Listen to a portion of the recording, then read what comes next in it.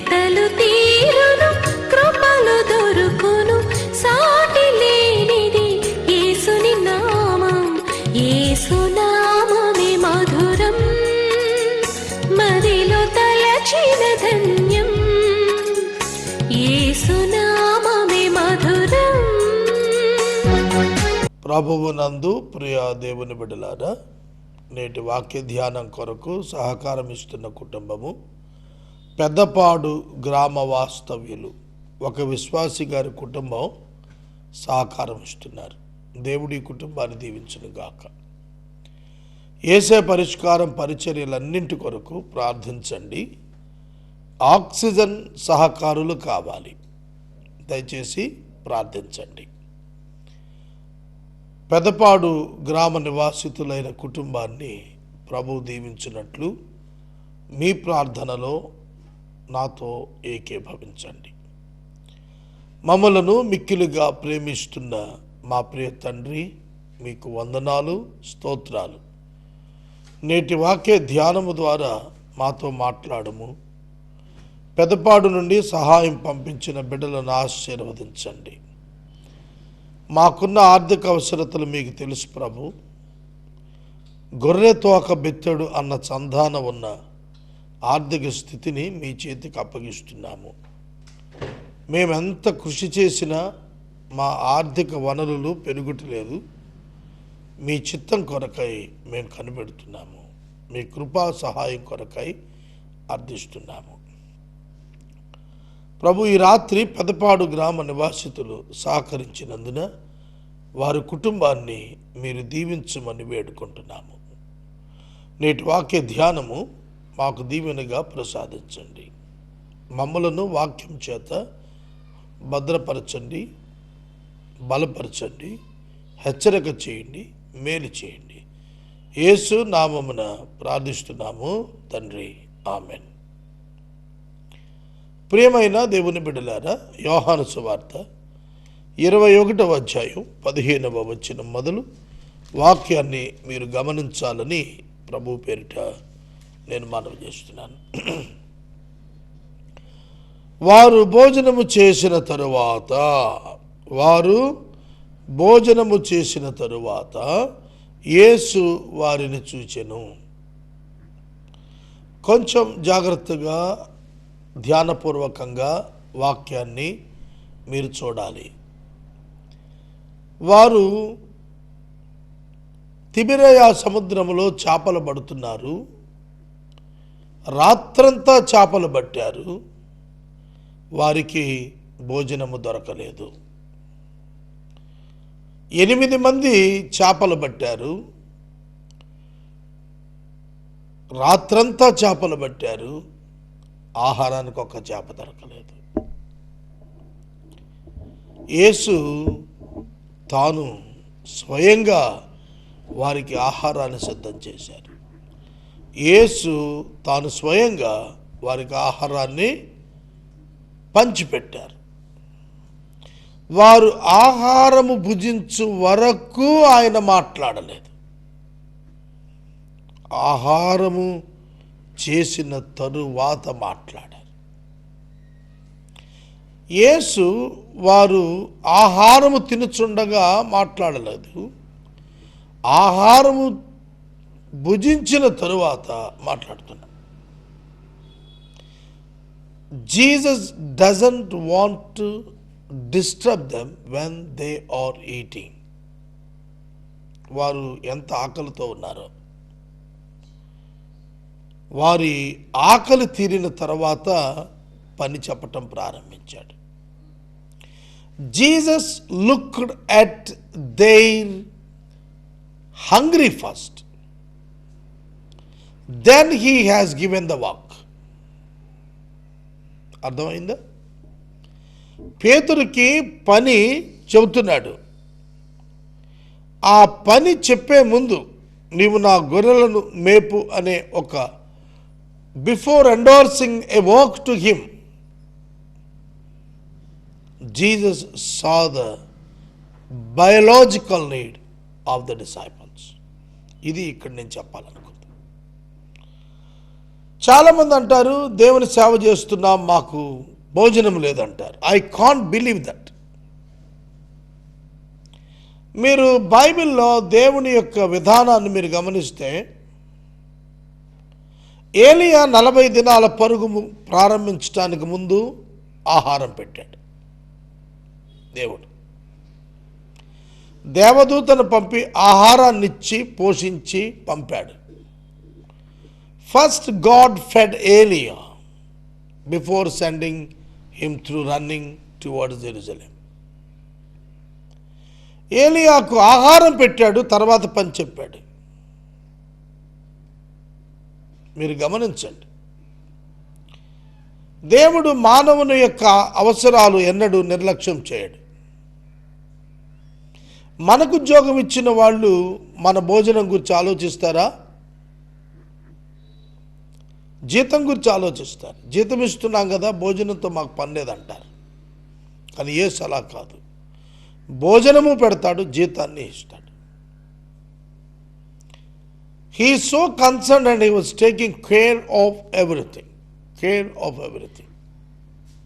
Biological needs were honored by him.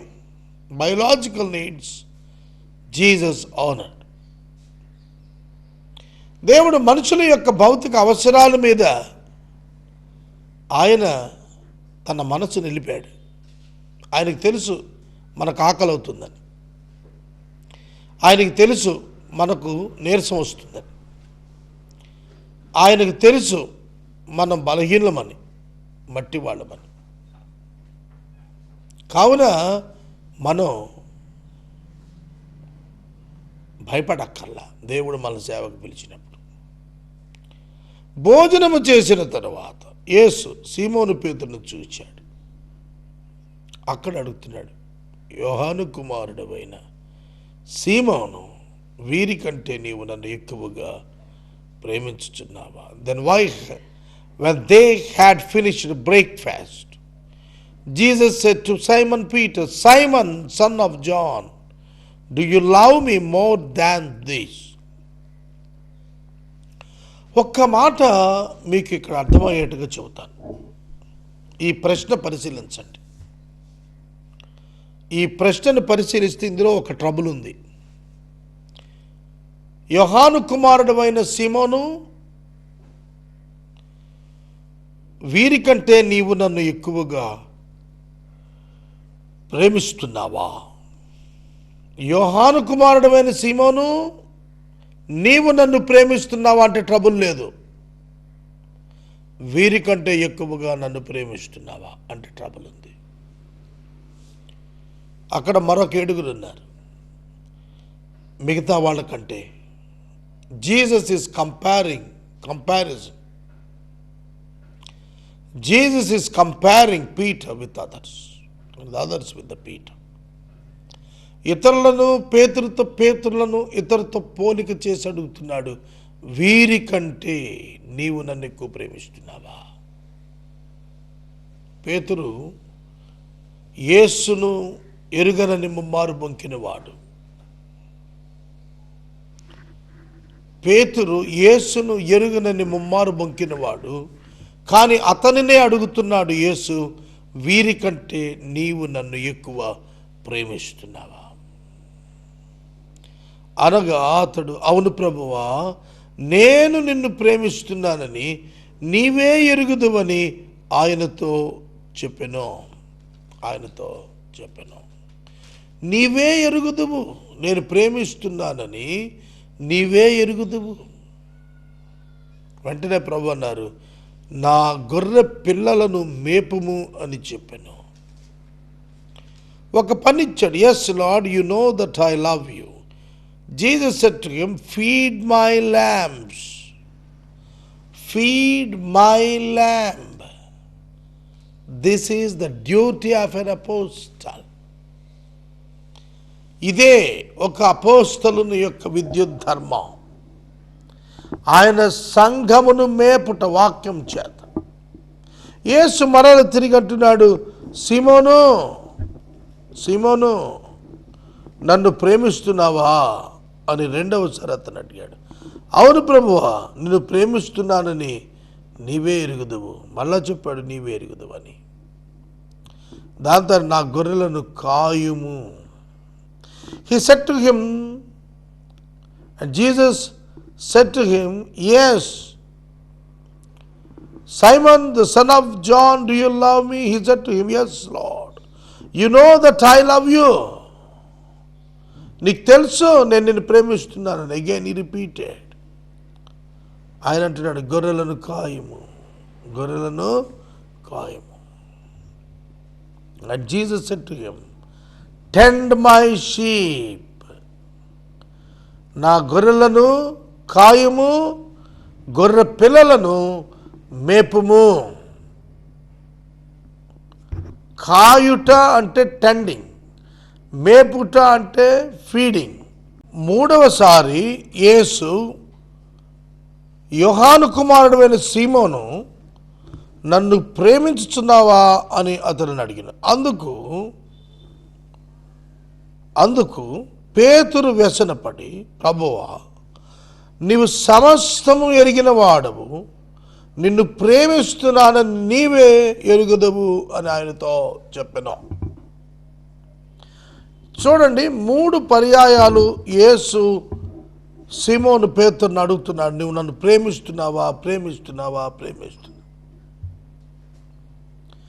ఒకటి, ఇక్కడ ప్రేమిస్తున్నావు అనే పదం తెలుగు తర్జుమాలో మనకు ప్రేమిస్తున్నావు అనే ఒక మాట కనబడుతోంది. ఇంగ్లీష్లో లవ్ అనే మాట కనిపిస్తోంది. కానీ ఈ ఒరిజినల్ టెక్స్ట్ గ్రీక్లో ఫిలియోస్ అనేటువంటి మాట కనిపిస్తుంది. అగాపే అనే మాట కనిపిస్తుంది. అగాపే అంటే దైవ సంబంధమైన ప్రేమ. ఫిలియోస్ అంటే భౌతిక సంబంధమైన ప్రేమ. ప్రేమించిన వారిని మాత్రమే ప్రేమించేటువంటి ప్రేమ ఫిలియోస్ ప్రేమ. పేతురు, నేను నిన్ను ప్రేమిస్తున్నాను, నీవు నన్ను ప్రేమిస్తున్నావా? That is philios. పేతురు, నేను నిన్ను ప్రేమించకపోయినా నీవు నన్ను ప్రేమిస్తావా? అది అగాపే. రైట్? అర్థమవుతుందా? కనుక ప్రేమ అన్న చోట భౌతిక ప్రేమయా, ఆధ్యాత్మిక అగాపే ప్రేమయా? ఈ 2 ప్రేమలు నీవు నా పట్ల కనపరచగలుగుతావా? భౌతికంగాను ఆధ్యాత్మికంగాను కూడా, ప్రభు నేను నిన్ను ప్రేమిస్తున్నాను. శారీరరీతిగా ఆత్మ సంబంధంగా కూడా నేను నిన్ను ప్రేమిస్తున్నాను ప్రభువా. ఎప్పుడైతే పూర్ణాత్మతో, పూర్ణ శక్తితో, పూర్ణ బలముతో, పూర్ణ వివేకముతో మనం ప్రేమించగలుగుతామో దేవుడు మనకు పని అప్పచెబుతాడు. What is the secret of receiving a great work from God? Is nothing but loving Him. దేవుని ప్రేమించుట అదే రహస్యం, అదే రహస్యం. ఎవరైతే దేవుని ప్రేమిస్తారో వారికి దేవుడు తన యొక్క సంఘ బాధ్యత అప్పగిస్తాడు. ఎవడు తనను తాను ప్రేమించుకుంటాడో వాడు ఈ సంఘ బాధ్యతకు అనర్హుడు. ఇవాళ అత్యధిక శాతం సంఘ సేవలో ఉన్నవారు తమను తామే ప్రేమించుకుంటున్నారు తప్ప తమ ప్రభువును ప్రేమించలేకపోతున్నారు. పేతురు యేసును ఎంతగా ప్రేమించాడంటే తాను తల్లకిందులుగా యేసు కొరకు సిలువ వేయబెట్టుటకు స్వయాన తన చేతి అప్లికేషన్ పెట్టుకున్నాడు. యేసును సిలువ వేసినట్టు పేతును సిలువ వేయమంటే, అయ్యా నేను అర్హుణ్ణి కాదు ఆయనలా వేలాడటానికి, నన్ను తల్లక్రిందులు చేసి సిలువ వేయండి ఆఖరి కోరుకున్నాడు. అలాగే చేశారు. కనుక పేతురు యొక్క బాధ్యత ఏమిటంటే సంఘము యొక్క బాధ్యత. అందుకనే ఆర్సిఎం వారు, కథాడ్రల్ వారు, ఆర్సిఎం సంఘము పోప్ గారిని పీటర్ యొక్క వారసుడిగా ప్రకటిస్తారు. అర్థమవుతుందా? కనుక మనం గమనించినట్లయితే మొట్టమొదట సంఘం యొక్క సంపూర్ణ బాధ్యతలు, విశ్వవ్యాప్త సంఘం యొక్క ప్రథమ బాధ్యతలు స్వీకరించినటువంటి వాడు పేతురు గారు. పేతురు, నీ ఎదుట పాతాళ ద్వారములు నిలబడలేవు, పరలోకం యొక్క తాళపు చెవులు నీకు ఇస్తున్నానన్నాడు ప్రభు. ఏమిటి దాని అర్థం? సువార్త నీ చేతిలో పెడుతున్నానయ్యా, నువ్వు ప్రకటించే ఎవరినైతే విడుదల చేస్తున్నావో వాళ్ళే పరలోకంలోకి వస్తారు. నువ్వెవరికైతే ప్రకటించలేదో వారికి అది మూయబడే ఉంటుంది. అర్థమైందా? కనుక సువార్త ప్రకటన పరలోకపు ద్వారాలను ఆయా వ్యక్తుల ఎదుట తెరుస్తోంది, ప్రవేశించుటకు అవకాశం. నమ్మిన వాడు రక్షించబడునంటే అర్థం అదే. నువ్వు నమ్మాలంటే సువార్త చెప్పాలి కదా. కనుక సువార్త చెప్పటమే తాళం తెరవటం లాంటిది. అది పేతురుకి ఇచ్చాడు ఆ గొప్ప బాధ్యత. అతని నుండి అపోస్తులు, అతని నుండి మిగిలిన వారందరూ కూడా ఇవాళ సువార్త ప్రకటన ద్వారా క్రీస్తుతో మనుషులను సమాధాన పరిచర్య సువార్త అందుకొని ప్రయాణం చేస్తున్నాము. కనుక పేతురును ప్రభువు అడుగుతున్నప్పుడు, పేతురు దేవుని ప్రేమిస్తున్నానన్నాడు. ఇక్కడ 3 సార్లు ఎందుకు అడిగాడు అనేది ఒక ప్రశ్న. దేవునికి సమస్తం తెలుసని మనకు తెలుసు. పేతురు కూడా ఇక్కడే చెప్పాడు, సమస్తము నీ వెరుగుదువు, నేను ప్రేమిస్తున్నాను అన్నాడు. ఎందుకు అన్నాడంటే యేసు 3 సార్లు మిగిలిన వారికి తెలియాలి. 3 మార్లు బొంకిన ఈ పేతురు బొంకని మీకంటే కూడా నన్ను ఎక్కువ ప్రేమిస్తున్నాడు. I know that, but you don't know. To tell you that Peter is loving me more than you, I have asked him 3 times. నేను 3 సార్లు ఎందుకు అడిగానంటే, వీళ్ళు నువ్వు నన్ను ప్రేమిస్తున్నావని, అది నేను ఎరిగి ఉన్నానని, అది సత్యమని వీరు తెలుసుకుని నిన్ను వెంబడించాలి, నీతో కలిసి పనిచేయటానికి రావాలి, నీ నాయకత్వాన్ని ఒప్పుకోవాలి. అందుకు నిన్ను నేను ఈ 3 ప్రశ్నలు అడుగుతున్నాను అనేది ఆయన తాత్పర్యంగా మనం చూస్తాము. యేసు నా గొర్రెలను మేపుము అన్నాడు. ఒకసారి గొర్రె పిల్లలను మేపమన్నాడు, ఇప్పుడు గొర్రెలను మేపమన్నాడు. కానీ ఒక్కసారి మాత్రం కాయమన్నాడు. ఒకసారి కాయాలి, 2 సార్లు మేపాలి. కానీ సంఘాల్లో 2 సార్లు కాస్తున్నారు, ఒక్కసారి మేపుతున్నారు. అందుకనే గొర్రెలు బలహీనంగా ఉంటున్నాయి. గొర్రెలు అంటే సంఘ విశ్వాసులు అన్నమాట. గొర్రెలు అంటే తెలివి తక్కువ వాళ్ళని కాదు అక్కడ అర్థం. గొర్రెలు అని అంటే యేసు కాపరిగా ఉండగా ఆయన చేత నడిపించబడుతున్న వారు అని అర్థం.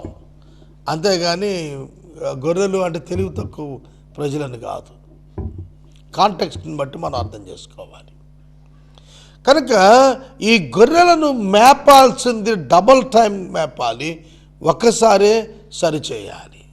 కానీ మనం పలుసార్లు సరి చేస్తాం, మేపటం శూన్యం. ఇవాళ అందుకనే బోధకులకు కూడా సిద్ధాంతాలు అర్థం కావట్లా. ఒకడు స్వస్థతలు ఇప్పుడు లేవు అంటాడు, ఒకడు ఎప్పుడో దేవుడు అట్లా చేశాడు అనాది కాలం ఇప్పుడు చేయలేడు అంటాడు. ఏమిటండి ఈ పిచ్చి?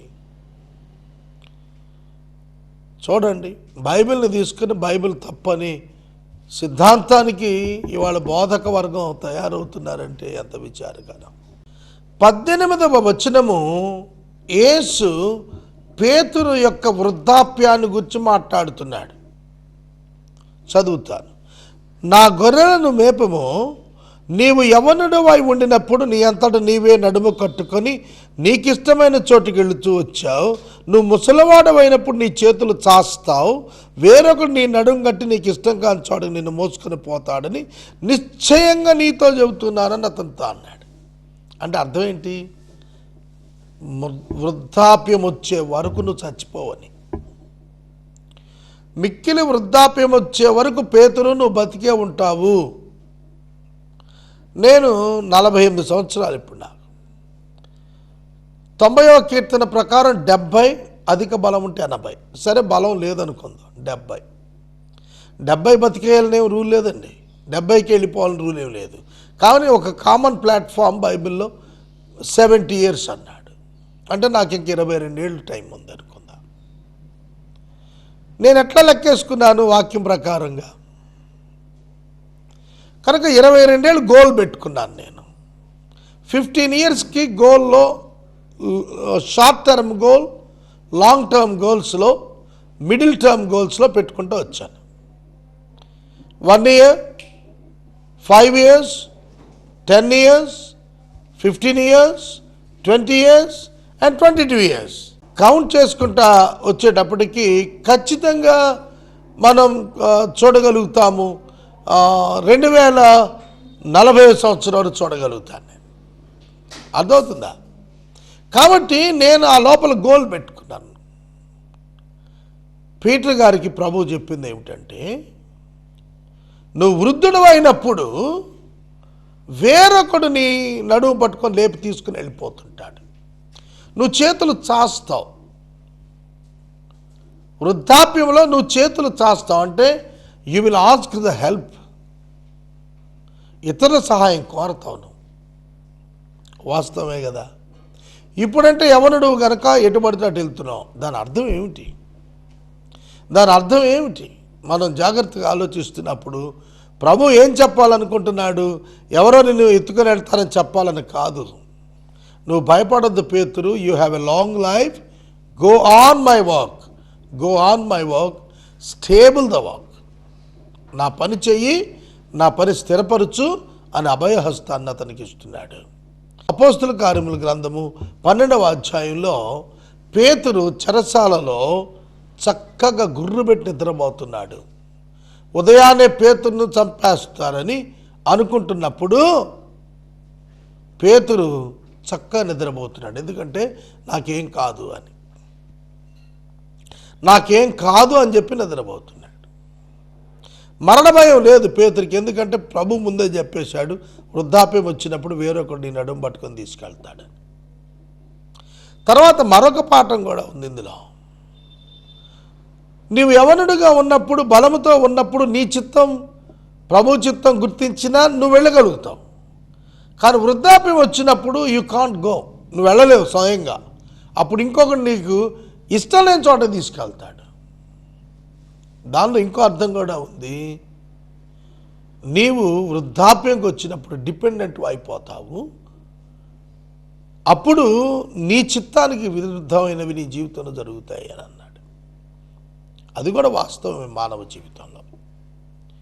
అతడు ఎట్టి మరణము వలన, ఇలా ఎందుకు చెప్పాడంటే, అతడు ఎట్టి మరణము వలన దేవుని మహిమపరచునో దాన్ని సూచించడానికి చెప్పాడంటే, ఎప్పుడు మరణిస్తాడు, ఎలా మరణిస్తాడు, ఏ కాలం మరణిస్తాడు, మరణాన్ని గురించిన సూచనకి చెప్పాడు తప్ప ఇది మరొకటి కాదు. నన్ను వెంబడించయ్యా అని అతనితో అన్నాడు.